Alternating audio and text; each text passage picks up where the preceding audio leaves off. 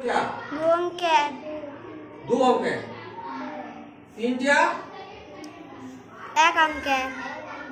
एक अंकेर संख्या এটা তো আগে বলেছিলাম 1 থেকে 9 হচ্ছে এক অঙ্কে, 10 থেকে 99 হচ্ছে দু অঙ্কে।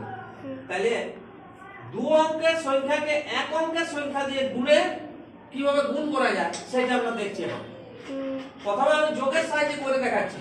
তাহলে 12 গুণিত 3, তার মানে 12টা কবার আছে? 3 বার। 3 বার আছে। তাহলে সেই জন্য 12 যুক্ত 12 যুক্ত 12 বললাম। তাহলে এখানে 12টাকে আমরা ভাঙলাম 10 যুক্ত 2, এই 12টাকে 10 যুক্ত 2, এই 12টাকে 10 যুক্ত 2।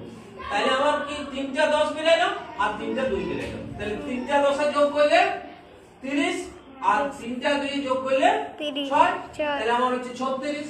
তাহলে আমরা যোগের সাহায্যেও কিন্তু এই গুণটা আমরা করতে পারছি, কিন্তু এটা একটু বড় হচ্ছে বলে আমরা এই যোগের সাহায্য না নিয়ে আমরা গুণের সাহায্যে করব। তাহলে গুণের সাহায্যে এই যে দ্বিতীয় পদ্ধতিটা এটা খুব সহজ এবং ছোট। উপরে 12 লিখছি, একক দশক।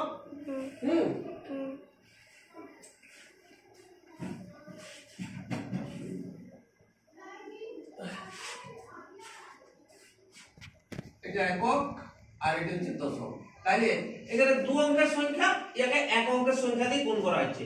তাহলে এইটার সাথে এখানে গুণ প্রথমে তীর চিহ্ন দিয়ে আমি দেখাইছি, 3 2 এ 6, আর এইটার সাথে এইটার গুণ 3 1 এ 3। তাহলে কেন 36 হলো? আমার গুণফল 36 হলো। তাহলে খুব সহজেই ছোট হবে হয়ে গেল।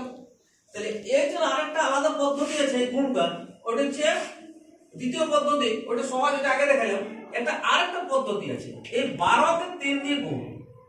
তাহলে 12 কে 3 দিয়ে গুণ, তাহলে এখানে 12 লিখেছি, এখানে 3 লিখেছি, 12টাকে ভাঙিয়েছি 10 যুক্ত 2।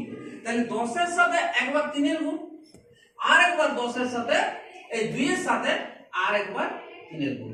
তাহলে 10 গুণিত 3 করেছি, আর এখানে 3 10 এ 30, আর এখানে 2 গুণিত 3 করেছি, 2 3 এ 6। তাহলে এই দুটোর আবার যোগ করেছি এখানে একক দশক লিখে।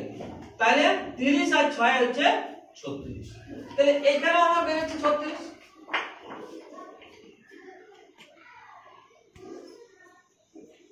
বন্ধ করব। হ্যাঁ।